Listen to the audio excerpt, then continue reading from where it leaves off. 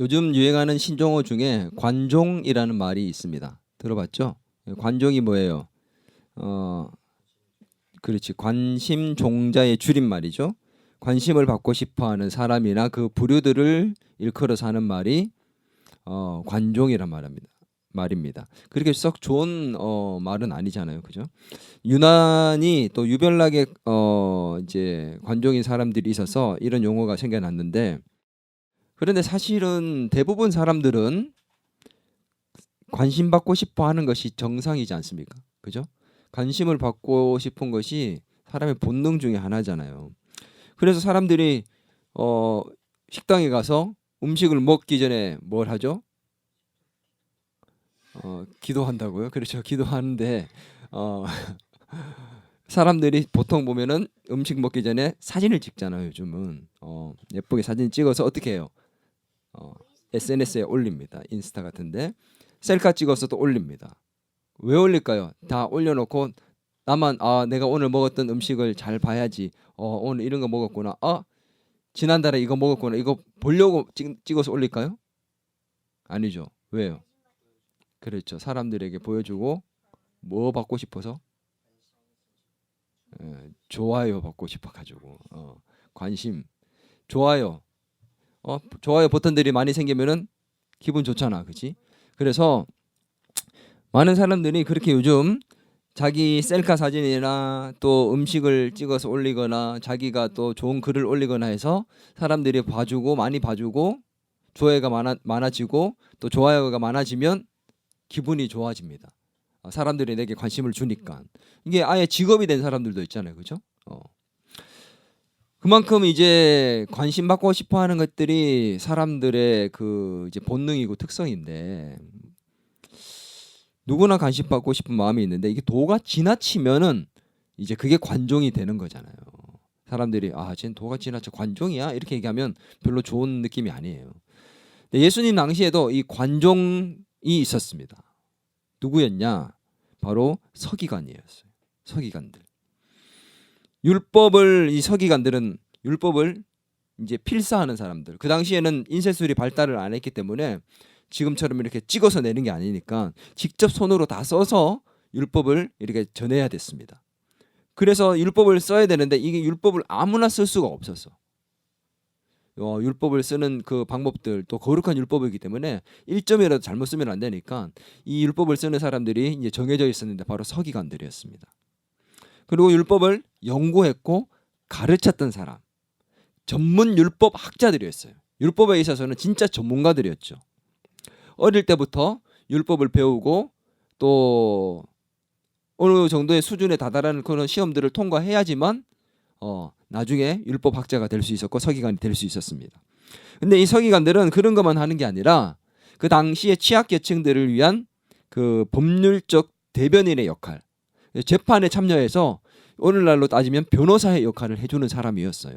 그래서 고아나 가부들 같이 그런 취약계층의 사람들을 대변해주고 그들을 보호하고 지켜주는 역할도 하는 것이 바로 서기관들이었습니다. 근데 이들은 대부분 바리새인들이었고 또 사내들인이라는 그 당시에 가장 중요한 의결 기관의 그 회원들이 바로 이 서기관들이었어요. 그러니 당시에는 최고의 지위에 있었던 사람이고 존경받는 대상들이었습니다. 그런데 이런 서기관들이 예수님께 책망을 받았어요. 사람들에게는 칭찬을 받았는데 존경을 받았는데 예수님께는 꾸지람을 받고 책망을 받고 질책을 받았다는 거죠. 그 이유가 뭘까? 이렇게 존경받고 또 최고의 위치에 있던 사람들을 왜 예수님은 질책하시고 책망하셨을까? 오늘 본문에 몇 가지 이유가 있습니다. 먼저는 이들은 대우받고 싶어하고 정말 관심받고 싶어하는 그런 관종이었어요. 자, 이 서기관들의 모습을 한번 보겠습니다. 12장 38절에서 39절을 같이 한번 읽을까요? 예수께서 가르치실 때에 이르시되 긴 옷을 입고 다니는 것과 시장에서 문안 받는 것과 회당의 높은 자리와 잔치의 윗자리를 원하는 서기관들을 삼가하라. 자, 예수님께서 말씀하실 때 이 서기관들은 무엇을 입고 다녔다고요? 긴 옷을 입고 다녔대요. 그냥 옷이 길다라는 것을 표현하는 게 아니라 이 사람들이 입었던 옷은 어떤 옷이냐면 화려한 예복과 같은 것입니다. 그래서 입고 다니면 누구나 금방 서기관이다라는 것을 알아볼 수 있는 그런 화려한 옷들이었습니다. 왜 그런 예복과 같은 것을 입고 다녔을까요? 나를 알아봐 달라고. 그 사람들이 나를 알아볼 수 있게끔 하기 위해서, 사람들을 눈에 띄고 주목받고 싶어서 긴 옷을 입고 다녔습니다. 왜 그랬을까요? 알아봐주고 무난하고 또 인사하는 것들을 좋아했기 때문에. 그래서 사람들에게 관심받고 인기를 누리고 싶고 주목받고 싶고 그들이 막 자기에게 존경을 표하고 또 안부 인사를 하고 이런 것들을 즐기기 위해서 그런 티를 내기 위해서 화려한 옷을 입고 다녔다는 거지. 근데 심지어는 이 서기관들 중에 일부는 마을을 다니면서 이제 인사를 받을 때 사람들이 그에게 나와서 존경을 표할 때에 부모보다 더 존경을 한다라는 그런 경의의 표를 할 것을 요구하는 사람들도 있었다고 합니다. 그 정도로 대우받고 존경받고 관심받고 인기를 누리고 싶고 그렇게 관종이었던 거죠. 근데 예수님께서는 그것을 질책하셨습니다. 왜? 너희는 그렇게 대우받고 관심받고 인기를 누리며 살 사람들이 아니라 너희가 사회적 약자들을 돌보고 지켜주고 그들을 섬겨야 할 사람인데 왜 너희가 섬김을 그렇게 받으려 하고 대우를 받으려 하느냐. 그건 거죠. 또 한 가지는 오늘 보면 높은 자리에 앉으려 했던 잘못이 있었습니다. 높은 자리를 탐했습니다.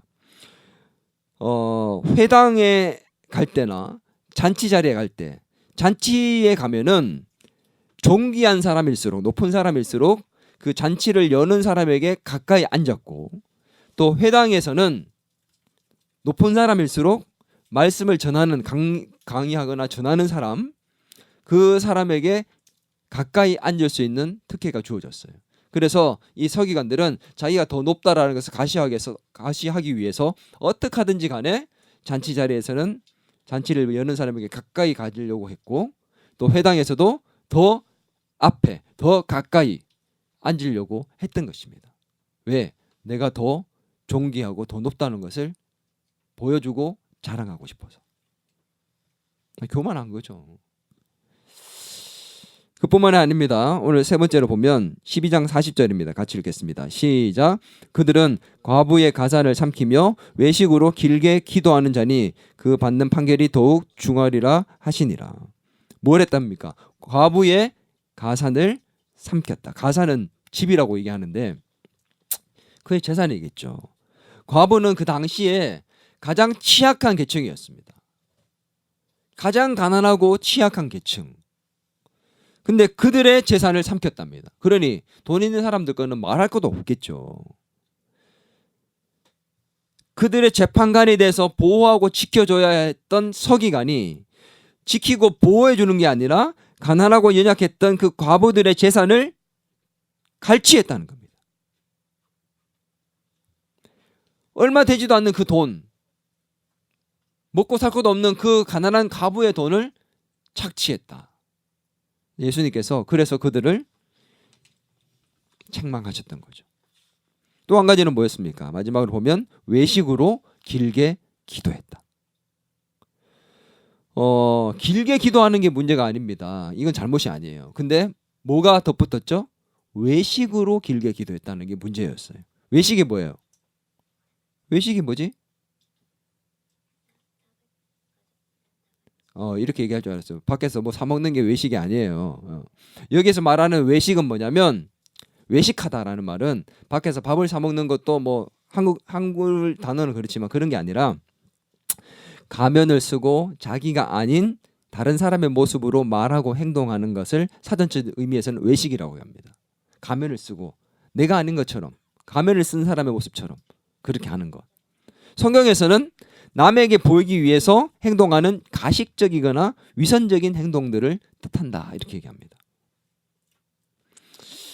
한마디로 얘기하면 서기관들은 다른 사람들에게 보이기 위해서, 경건하게 보이기 위해서, 내 신앙이 경건하다, 내가 더 정말 거룩하다라는 그런 것들을 보여주기 위해서 그렇게 사람들 앞에서 자기의 본연의 모습이 아닌 가식적인 모습들을 보여줬다는 겁니다. 뭘 통해서요? 기도를 통해서. 기도는 가장 거룩한 행동입니다. 성도의. 근데 그 기도가 죄악된 시간이 되어버렸어요. 왜 그렇게 기도했느냐? 사람들이 다 보이는 그 시장에서, 사람들이 많이 모이는 곳에서, 특히 많이 모이는 곳을 찾아다녔답니다. 그래서 거기에서 기도를 하는데 어떻게 기도했다고요? 길게 기도했대요. 길게 기도하다 보면 내용이 생각이 안 나면 어떻게? 중얼중얼 대기도 하고 또 계속 반복적으로 기도하기도 하고 의미 없는 내용들을 그렇게 해서 계속해서 그렇게 되뇌이면서 어떻게든 길게 기도를 했다는 겁니다. 왜 그런 줄 아십니까? 그 당시에 사람들이 그들에게 재판을 변호해달라고, 대변인이 돼달라고 요청을 하는데, 그렇게 하기 위해서 누구를 찾아가느냐? 더 경건한 사람에게 찾아가려고 사람들이 했다는 겁니다. 그러니까 더 경건하게 보이는 게 뭐냐? 사람들이 그 판단을 뭐로 했냐면 더 많이 기도하는 사람이 더 경건한 사람이라고 판단을 했다는 거예요. 그러니 내가 더 경건한 것을 보여서 많은 사람들이 날 찾아오게 만들고 나를 존경하게 만들기 위해서 사람들이 보는 데서 화려한 옷을 입고 길게, 어떻게 하든 길게 기도하려는 거야. 저 서기관이 2시간 기도했어? 난 3시간 할 거야. 더 길게 기도하려고 하는 거지. 그러니 진짜 하나님을 위해, 하나님께 기도하는 시간이 아니라 사람들에게 보이기 위한 시간, 그런 외식으로 길게 기도했던 것들을 예수님이 책망하셨던 겁니다. 자기의 이권을 위해서, 경제적인 이권을 위해서 오래 기도했던 거죠. 이게 누구였다고요? 그 당시 종교 지도자였고 최고의 율법학자, 신학자, 목사님과 같은 그들이, 서기관들이 바로 이런 짓을 했다는 겁니다. 얼마나 종교가 타락했습니까? 이들의 문제는 외적인 문제가 아니었어요. 내면의 문제였습니다. 누구보다 경건해야 했던 진짜 그 사람들이 내면이 타락하고 썩어져 있었던 거죠. 여러분, 이 서기관들의 타락한 모습을 생각하면 어떤 생각이 드십니까? 야, 어떻게 진짜 그럴 수 있을까? 너무한 거 아니야? 서기관들이 썩었네. 부패했네. 오늘날에는 목회자들을 보며 또 장로님들을 보며 교회 목사님들, 장로님들 똑같아. 썩었더라. 뭐 이런 얘기들. 그런 생각 들지 않습니까? 근데 여러분, 예수님께서, 하나님께서 우리의 내면을 바라보신다면 어떨까요? 우리는 과연 그들을 욕할 자격이 될까요? 우리는 외식하지 않습니까? 우리는 관심받고 싶어 하면서, 인기 있고 싶어 하면서 하나님보다 더 높은 위치에 올라가고 하고자 하는 마음들, 우리 속에 이 바리새인들의 그런 모습들이 있지는 않냐는 거죠. 높은 자리를 탐하려 하고 인기를 탐하고 다른 사람들의 것을 빼앗아서라도 내 것을 채우려고 하고, 이런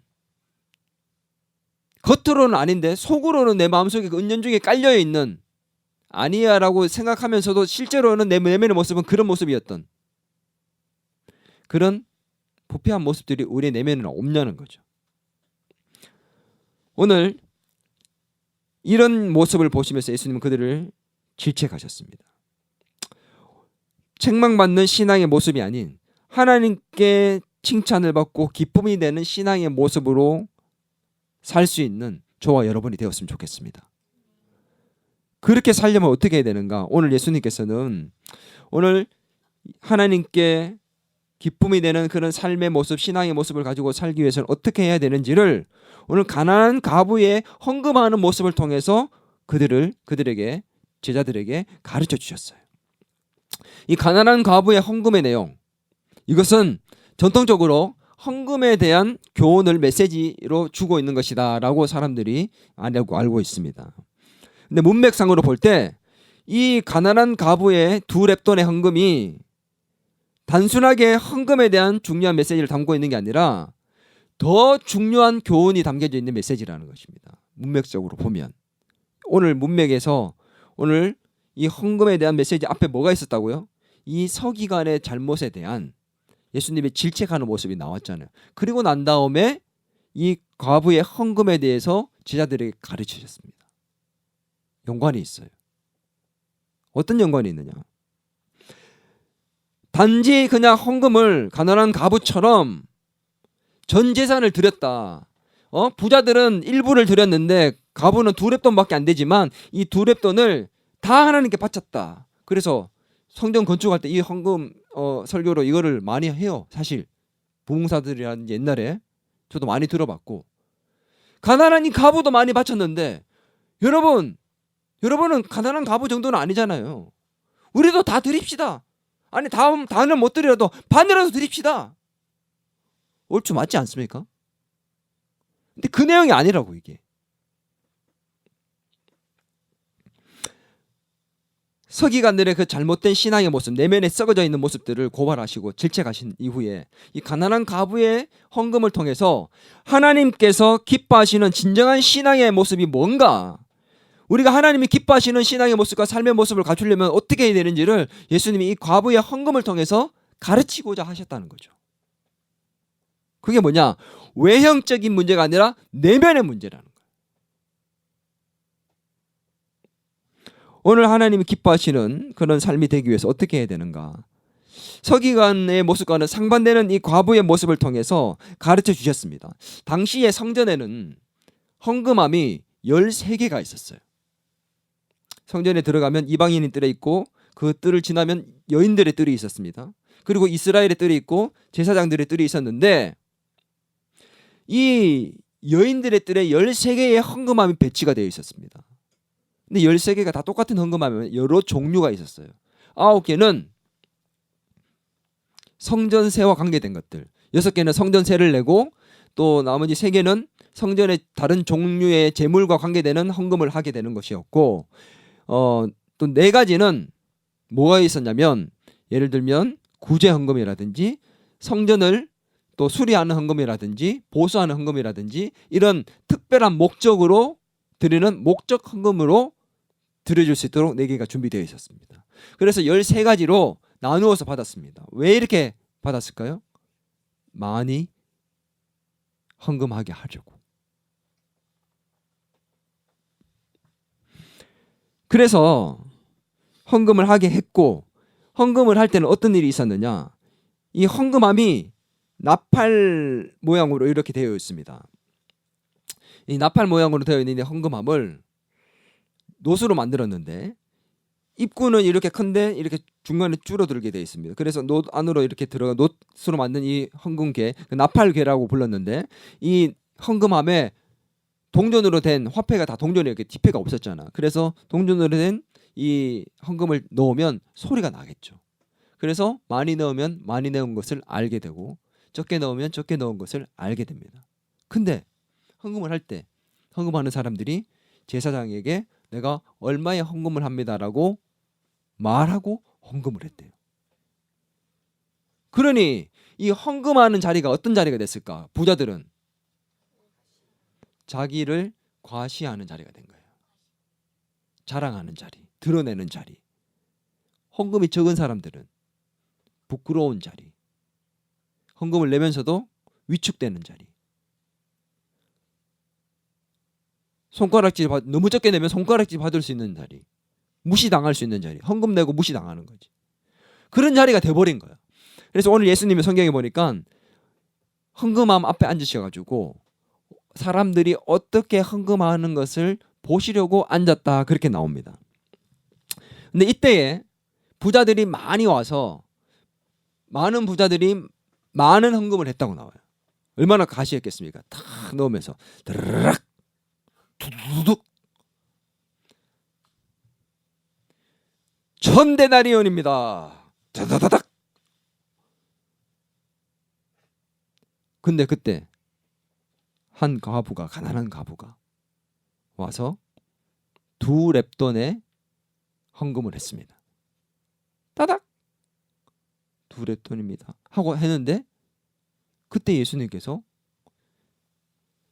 이 가난한 과부가 한 이 두 렙돈이 앞에서 했던 많은 여러 부자들이 했던 헌금보다 훨씬 많다, 제일 많다, 이렇게 칭찬을 해버리신 거예요.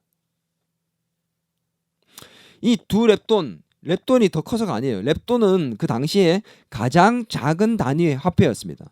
모양이 어떻게 생겼냐면 한번 좀 보여주세요. 이렇게 생겼습니다.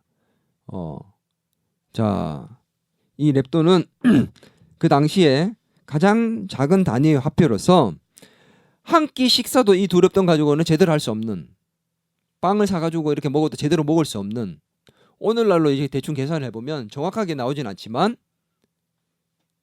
1,000원에서 한 2,000원 정도, 많아도. 그러니까 오늘날 500원짜리 2개나 3개 정도를 집어넣었다고 생각하면 돼요. 근데 이게 그 과부의 전 재산이었고 생활비 전부였다고 합니다. 그러니 과부들이 얼마나 힘들게 살는지 알겠죠. 근데 가난하다는 이 단어가 정말 극도로 가난한 것을 표현하는 단어거든. 이 여인이, 이 과부가 그렇게 지금 헌금을 했는데, 이 가난한 과부의 이 헌금, 이 두 렙돈을 가장 많이 한 것이라고 칭찬하셨다고. 근데 이 칭찬은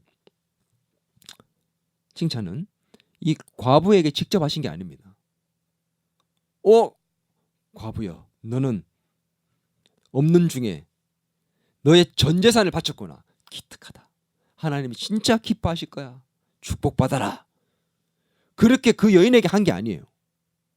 제자들을 불러서 너희들 이리 와서 봐.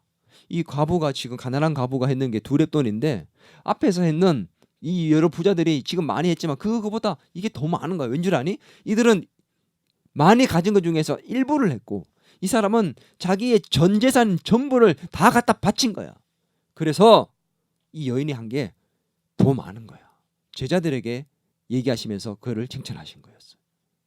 이 여인은 칭찬을 직접 듣지도 못했고 예수님은 이 여인에게 다른 축복을 주지도 않았습니다. 막 더 많이 너 이거 전 재산 바쳤으니까 이제 앞으로 너희 집에 돈이 마르지 않을 거야. 그래서 돈이 막 계속 생겨나는 그런 축복들, 기름이 계속 생겨나는 것처럼 그런 복들을 주시지 않았다는 거죠. 무슨 말이냐?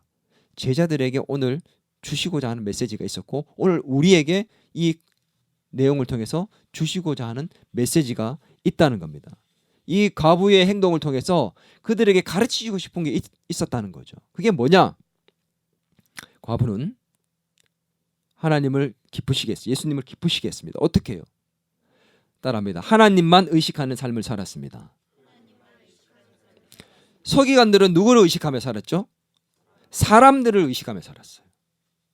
사람들에게 잘 보이고 사람들이 나를 어떻게 보는가, 그런데 온통 관심이 있다 보니까 외식하고 살았잖아요. 그런데 이 두 여인이 어떻게 했는지 한번 보겠습니다. 이 과부가. 자, 마가복음 12장 41절에서 42절 한 목소리로 읽겠습니다. 예수께서 헌금함을 대하여 앉으사 무리가 어떻게 헌금함에 돈 넣는가를 보실세. 여러 부자는 많이 넣는데 한 가난한 과부는 와서 두 렙돈 곧 한 고드란트를 넣는지라.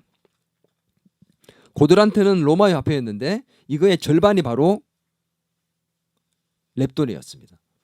그래서 오늘 이 렙돈을 하는데 성전 이제 세를 내는 게 있었다고 했잖아요. 이거 성전세는 의무적으로 무조건 내야 되는 거예요. 그건 어쩔 수 없어. 근데 헌금은 자원하는 마음으로 내는 거였습니다.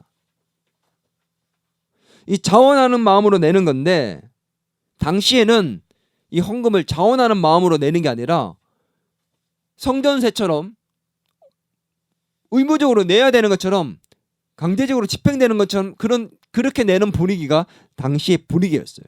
그래서 가난한 사람도 오늘 이 고아는 보호를 받고 구제의 대상인데 그게 아니라 이들도 헌금을 강제적으로 내는 것처럼 의무적으로 내는 것처럼 성전세처럼 내야 되었던 그 시대적 상황 속에 있었던 거죠. 그러나 이 여인은 그 시대적 상황이 아니라 오늘 그 두 렙돈의 자기의 전 재산을 하나님께 드리고자 하는 자원하는 마음으로 오늘 나왔던 겁니다. 그래서 예수님께서 칭찬을 하셨던 거예요. 만약에 의무적으로 어쩔 수 없이 냈다면 예수님 칭찬을 하셨겠냐는 거지.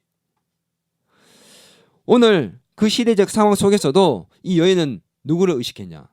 사람들이 아니라 하나님을 의식했습니다. 왜요? 두렙돈. 여러분, 두렙돈입니다 하고 낼 때 얼마나 무시당할 수 있고 부끄러울까요?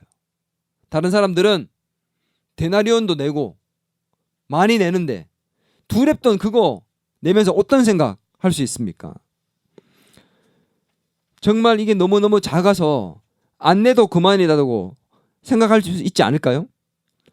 그러나 이 가난한 과부는 그런 상황 속에서도 사람들이 손가락질할 수도 있고 무시할 수도 있고 왜 그거밖에 못 내느냐라고 얘기할 수 있는 그 상황 속에서도 이 두렙돈 그거라도 하나님께 정말 다 드리고 싶은 자기의 전재산 그런 마음으로 하나님을 의식하는 마음으로 사람들이 아니라 하나님을 의식하는 마음으로 와서 하나님께 드렸다는 거죠. 오늘 우리의 신앙은 하나님을 의식하는 삶의 모습이어야 합니다. 아멘입니까? 우리 그리스도인들이 사람을 의식하는 신앙생활을 너무 많이 해요. 그래서 교회나 소그룹에서는 거룩한 성도인 척하면서 삽니다. 근데 실질적으로 집에 있거나 아니면 직장생활 할 때는 자기의 민낯이 드러나고 숨겨요.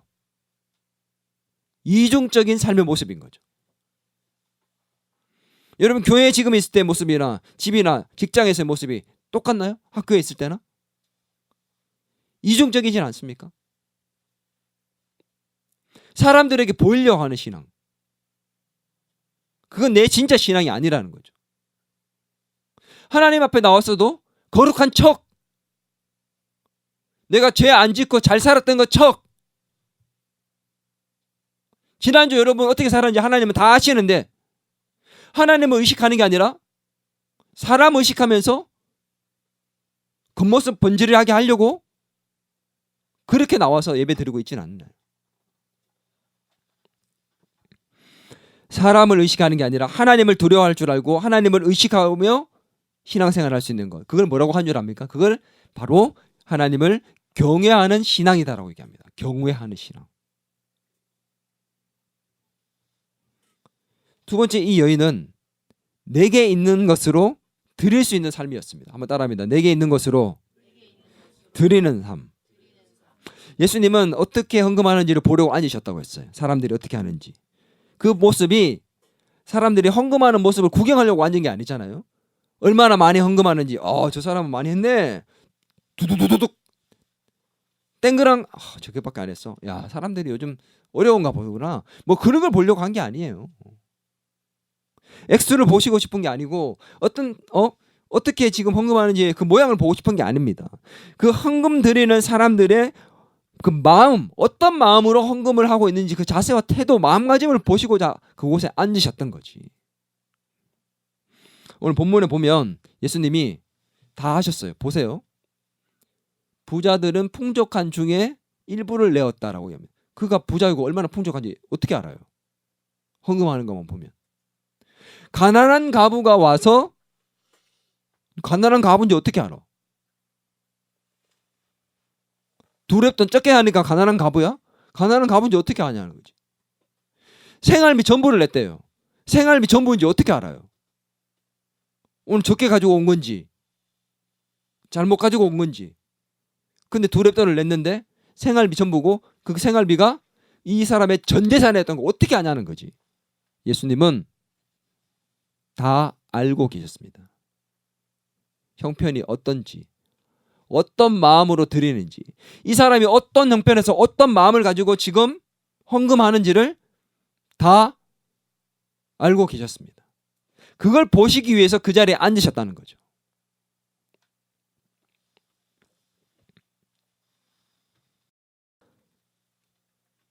두렙돈 그걸 드리면서 이거 가지고 뭐 할 수 있을까? 그런 마음으로 이거 작은 거 이거 1,000원 2,000원 뭐 될까? 아유 뭐 드리지 말자 라고 생각할 수 있습니다. 그런데 어떻게 했습니까? 이 작은 것이라도 하나님께 드려야 되겠다는 마음으로 사람들이 무시할지라도 사람들 의식하지 않고 이 작은 것 보잘것없는 것 두렙돈밖에 안 되지만 이게 내 전 재산이니 이걸 드려야 되겠다는 마음으로 하나님께 드렸다는 겁니다. 그 마음을 하나님께서, 예수님께서 보신고 제자들에게 말씀하시며 칭찬하신 거죠. 과부에게는 또 사람들의 눈에는 너무도 적고 보잘것없는 것이었지만 예수님 눈에는 그게 너무도 귀하고 귀한 것이었습니다. 왜요? 그녀의 마음을 보셨기 때문에. 액수를 보는 게 아니에요. 100데나리온을 드렸다고 해서 더 많은 게 아니었다는 거지. 1,000원을 하더라도 어떤 마음으로 하나님께 헌금하느냐가 중요합니다. 여러분 헌금 제대로 하고 있습니까? 부모님이 헌금 주일 아침에 야 오늘 헌금이야 가져가서 헌금해. 그러니까 그냥 갖고 와서 그냥 헌금함에 넣고 의무적으로 습관적으로 예배 시간이 되었으니까 습관적으로 헌금하고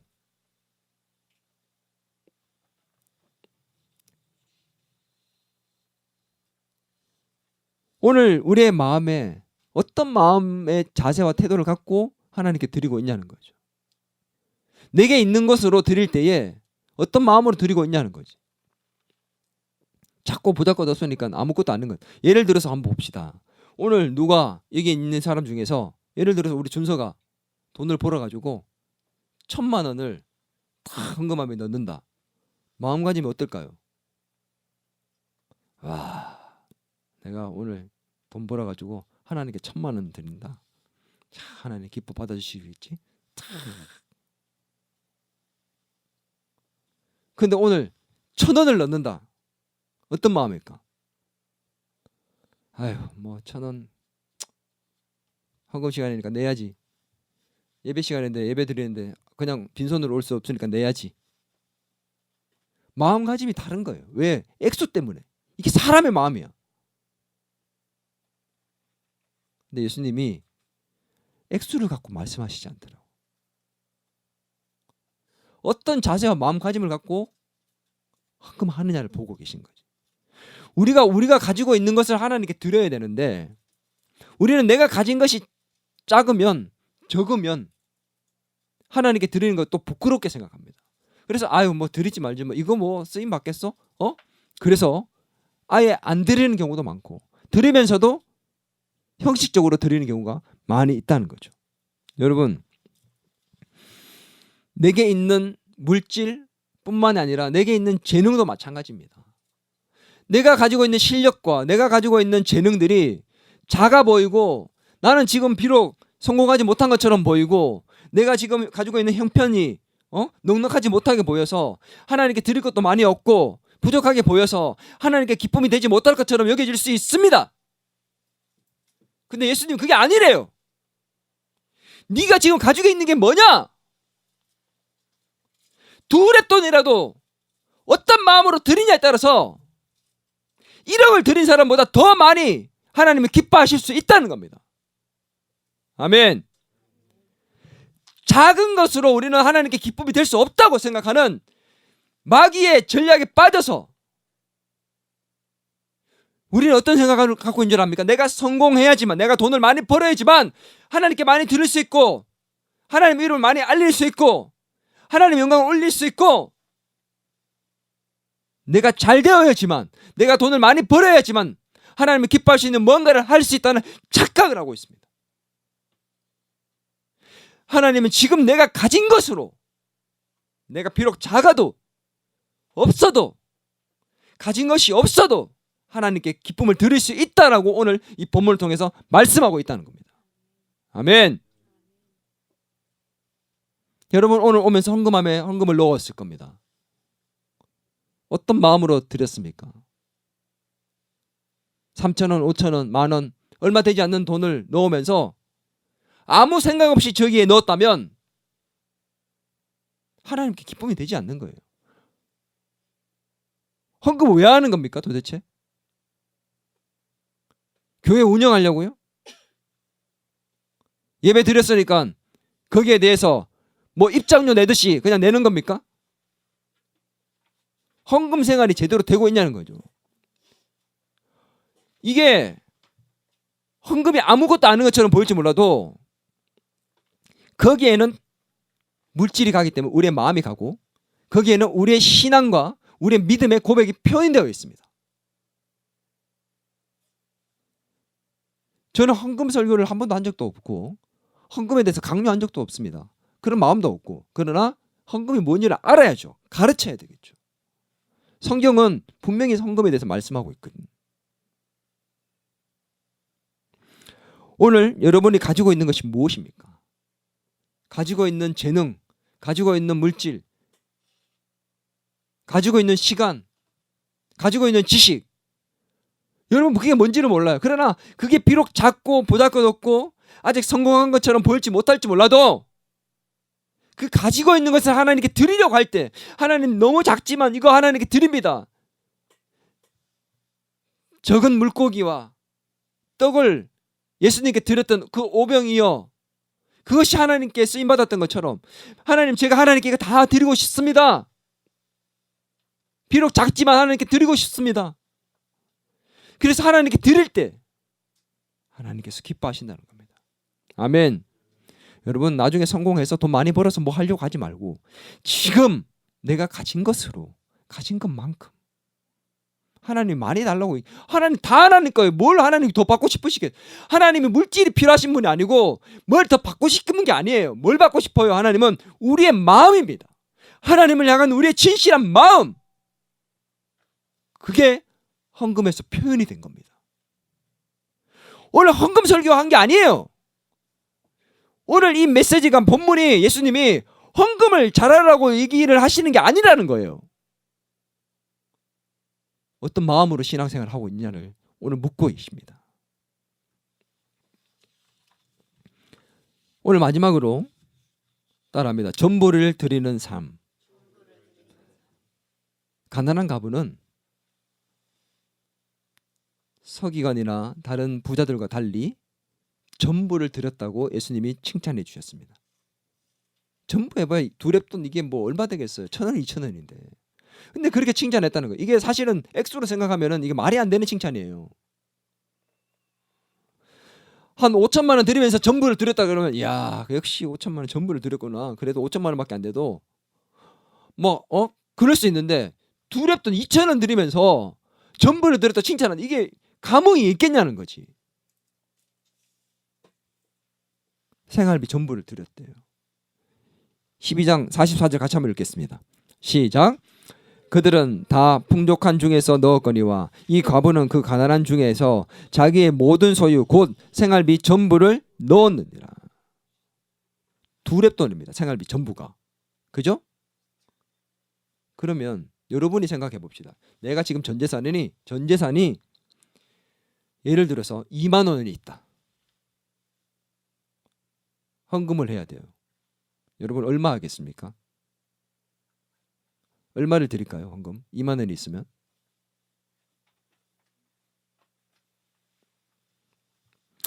큰맘 먹고 오늘 10,000원 드리겠습니다.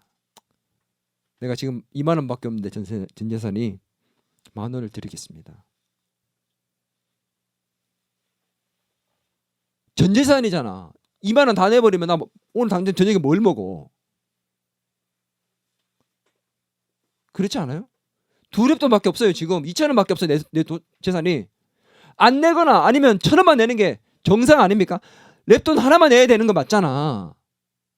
근데 일부를 내지 않고 전부 다 드렸대요. 계산하지 않고 고민하지 않고 하나님께 드렸던 그의 마음을 예수님이 보신 것입니다. 드리고 나는 그 다음에 나는 오늘 저녁 어떡하지 고민하거나 계산하지 않았다는 거예요. 자신의 힘을 다하여 하나님께 드린 것입니다. 힘을 다해 드린 것입니다. 내가 할 수 있는 게 이게 다니까 이거밖에 없지만 이게 다니까 이걸 다해서 드립니다라고 힘을 다해 드린 겁니다. 그 마음을 보신 거예요. 하나님은 우리가 가진 모든 것을 힘을 다해 드리기를 원하십니다. 아멘. 이게 아멘이 돼요? 내가 가진 모든 것을 힘을 다하여 드리기를 원한다고. 내가 가진 모든 것을. 이게 아멘이 되냐는 거지. 일부만 드리고 싶은 마음이, 아니 조금만 드리고 싶은 마음이 우리의 진실한 마음 아닙니까? 솔직히 어떤 가난한 사람이 있었는데 예배를 드리면서 은혜를 받았어요. 이제 실제로 있었던 일입니다. 근데 이 사람이 너무 은혜를 많이 받아가지고 자기의 가진 것을 다 하나님께 드리고 싶은데 재산을 딱 생각해보고 자기 지금 지갑에 있는 이게 전 재산인데 이 지갑에 얼마가 있는가를 봤더니만 5만 원이 있더래요. 이거 5만 원이 전 재산인 거예요. 이 사람에게, 이 남자에게. 근데 은혜를 너무 많이 받고 하나님, 제가 가진 게 이게 5만 원이 다입니다. 비록 너무 약소하고 적지만 하나님께 그래도 다 드리고 싶어요. 하고 이 5만 원을 다 드렸대요. 근데 그 5만 원을 다 드리고 나온 그날 저녁에는 굶었지만 그 다음 날부터 하나님께서 역사하기 시작하셔서 이 사람이 이후에 100억이 넘는 재산을 가진 부자가 되었습니다. 이 사실을 교회 목사님이 아셨어요. 어떻게 하셨을까, 목사님이? 당연히 축하해 주면서 간증을 하라고 시켰습니다. 그래서 이분이 교회에서 간증을 했습니다. 제가 이런 마음을 갖고 하나님께 제 전 재산을 드렸더니만 하나님께서 이렇게 축복해 주셔서 부자가 되었습니다. 하나님께서 정말 기뻐하셔서 이렇게 저를 만들어 주신 것 같습니다. 라고 이렇게 간증을 잘 끝냈습니다. 간증이 끝나고 난 다음에 이제 교회 밖을 나가는데 어떤 할머니가 그분을 찾아오셨대요. 그리고 이렇게 물으셨답니다.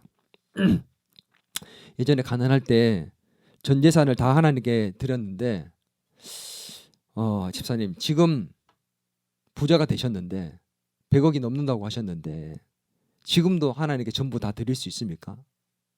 못 드려요. 집사님이 뭐라고 했을까요? 대답을 못했답니다. 하나님께 다 드릴 수 있냐는 거지. 여러분, 우리가 재산이 없으면 다 드릴 수 있어요. 근데 없으면 없는 대로 없어서 못 드리고 있으면 너무 많아서 다 못 드리고 다 못 드리는 게 정상입니다. 근데 전부 다 드렸대요. 이 여인은. 굳이 생활비라는 말을 왜 했을까? 먹고 살 게 없는 거야 이제 앞으로 이거 드리고 나면. 근데도 드렸대. 지금 내가 왜 이 설교한 줄 압니까? 오늘 이제 이 설교를 듣고 난 다음에 나도 집 팔고 차 팔고 통장에 있는 돈 다 끌어가지고 하나님께 다 드리자. 그런 말이 아니에요. 우리가 가진 모든 것이 누구 거예요? 진짜 맞습니까? 내 거 아닙니까? 여기 있는 거 다 누구 거예요? 우PD. 이거 지금 다 누구 거예요? 여기 안에 있는 거랑 여기 지금 운영하고 있는 작업실 전부 다 누구 거예요? 하나님 거라고 얘기하면서도 내 거라는 생각이 더 지배적입니다. 모든 것이 하나님의 것입니다라고 신앙을 고백하는 거, 그게 뭔 줄 압니까? 그게 11조입니다. 11조 왜 하냐고요? 교회 목사님 헌금 주고 목사님 월급 주고 또 교회 운영하기 위해서 11조 하는 게 아니에요.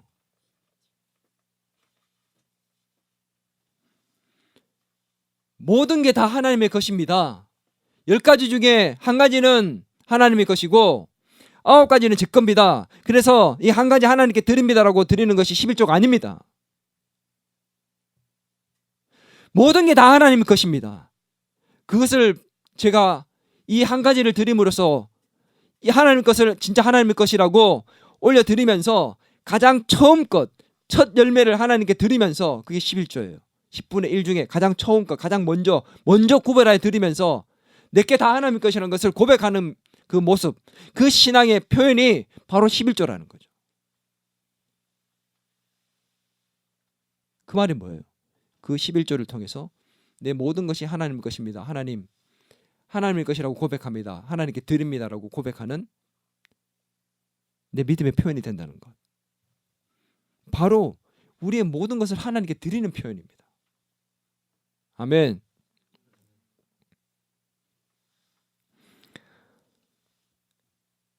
물질뿐이겠습니까?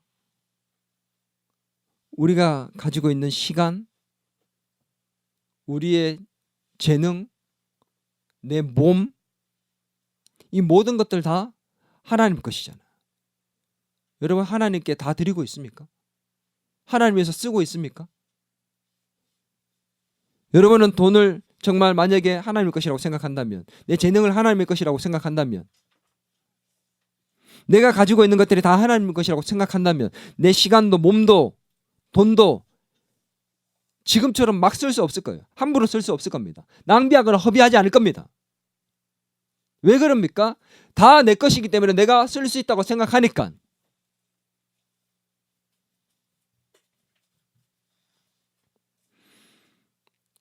그냥 시간을 흘러가는 대로 쓰고 낭비하는 것들 다 그 마음에서 출발되는 거 아닌가요? 여러분은 어떻게 살고 어떻게 드리고 있냐는 거죠. 어떻게 하나님께 드리고 있고 무엇을 구분해서 어떤 마음으로 하나님께 드리는 인생을 살고 있습니까? 여러분의 내면의 마음을 하나님 보실 때 어떻게 보고 계실까요? 뭐라고 말씀하실까요? 습관적으로 헌금하고 적당히 헌금하고 시간이 남으면 신앙생활하고 바쁘면 지나치고 적당히 봉사하고 습관적으로 봉사하고 의무적으로 봉사하고 예배도 마찬가지입니다. 시간이 되었으니까 드리고 습관적으로 예배 드리고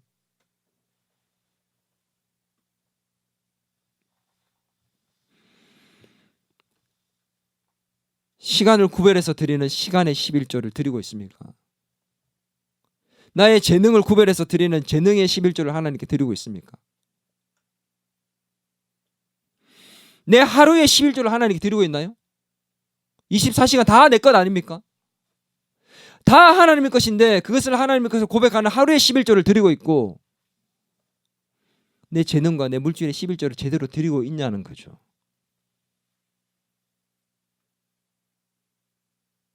예배 시간에 받을 은혜는 사모하면서 하나님께 드릴 것을 생각하지 않는 우리의 이 마음의 내면을 하나님은 보고 계십니다.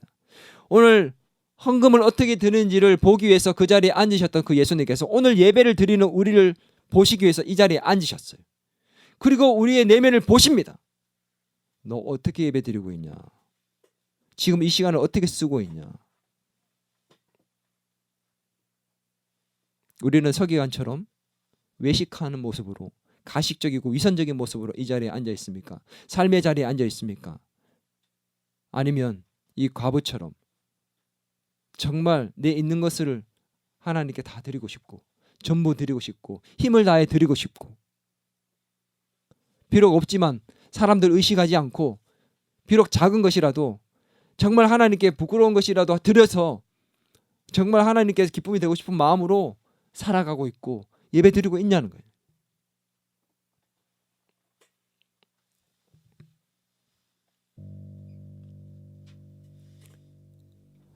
우리가 가진 게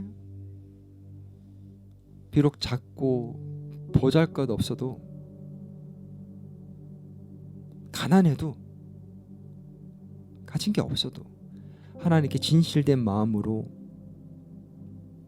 드린다면 하나님은 그것이 크든 작든 많든 적든 기뻐하십니다. 오늘 저와 여러분 모두 다 영적인 가면을 벗읍시다. 아닌 척, 외식하며 거룩한 척, 경건한 척하며 잘 살고 있는 척하며 그렇게 하나님 앞에 서 있지 말고 서기관처럼 책망받지 말고 사람들 눈 의식하지 말고 오늘 외식하지 않고 위선적이지 않는 모습 속으로 오늘 우리의 내면의 진실함으로 하나님 앞에 서서 정말 하나님께 힘을 다하여 드리는 그 여인처럼 오늘 우리도 우리의 삶에도 그런 하나님께 드림이 있는 인생이 되어서 하나님께 기쁨이 되는 저와 여러분이 될 수 있기를 바랍니다. 오늘 이 시간에 같이 이 찬양을 드리면서 하나님 저의 마음을 만져 주옵소서. 부족한 나의 마음을 어루만져 주시고 외식하며 가식적으로 그렇게 살아왔던 우리의 모습들을 변화시켜 주옵소서. 정말 하나님께 영광이 되는 인생이 되고 기쁨이 되는 인생이 되기를 원합니다. 성령의 단비를 내게 부어주시고 성령의 충만함으로 말미암아 그런 변화된 인생이 되게 도와달라고 오늘 이 시간에 이 찬양을 함께 기도하는 마음으로 드리기를 소망합니다. 주님 나를 만져주소서. 지친 나의 영혼을 어루만지소서.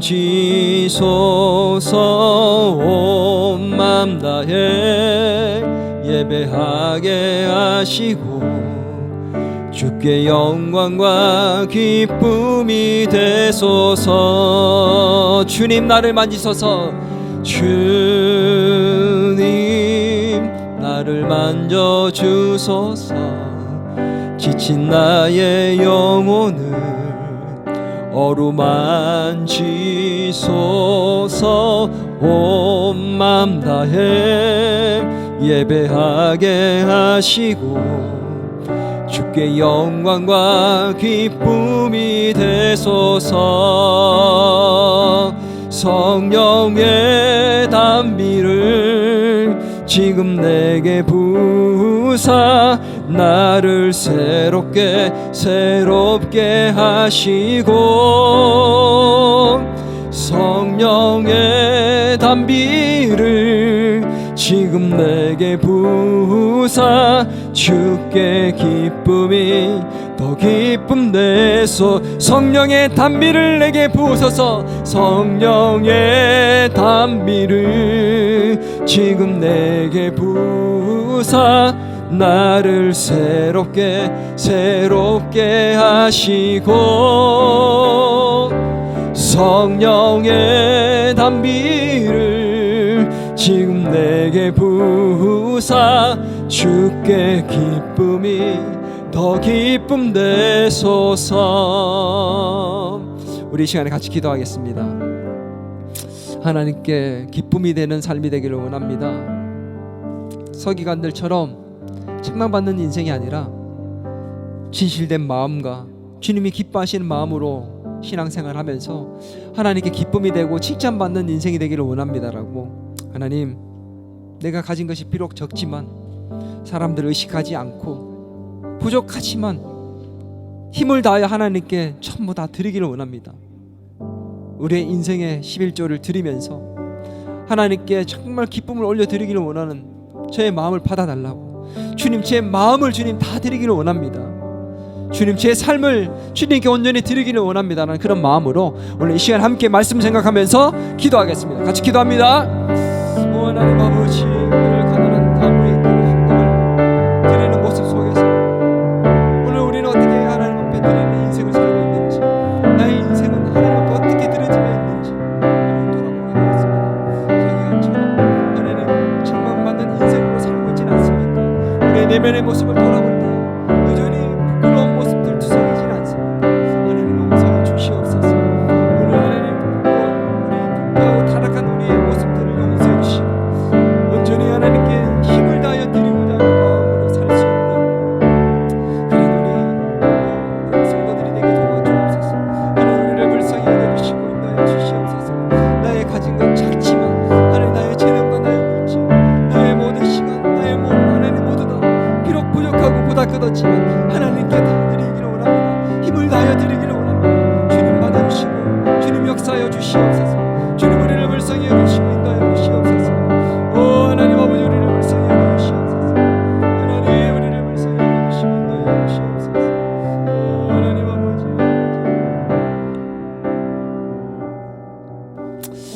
고마우신 하나님 아버지, 오늘 말씀을 들으며 우리의 연약하고 부족한 모습들을 하나님 다시 한번 바라봤습니다. 우리의 내면의 모습이 어떤지 다시 한번 살펴보게 되었습니다. 주님, 서기관처럼 책망받는 인생이 아니라 오늘 하나님께 기쁨을 올려드리고 기쁨이 되며 칭찬받을 수 있는 그런 우리 더 기쁨의 교회 모든 성도들이 될 수 있도록 주님 은혜를 베풀어 주옵소서. 하나님, 사람들을 의식하지 않고 내게 있는, 비록 작고 부족하지만 내게 있는 것을 하나님께 드릴 수 있고 힘을 다하여 드리며 우리의 모든 것을 다 하나님 것이라고 고백하며 전부 다 드릴 수 있는 창조적인 마음을 가지고 지키고 관리하듯 살아갈 수 있는, 하나님께 힘을 다하여 드리는 그런 기쁨이 되는 인생이 다 되게 도와주옵소서. 비록 작지만 지금 내게 있는 것을 드리는, 가진 것이 없어도 하나님께 기쁨이 될 수 있는 우리 모두가 될 수 있도록 주님 축복하여 주옵소서. 감사하고 예수님의 이름으로 기도드리옵나이다.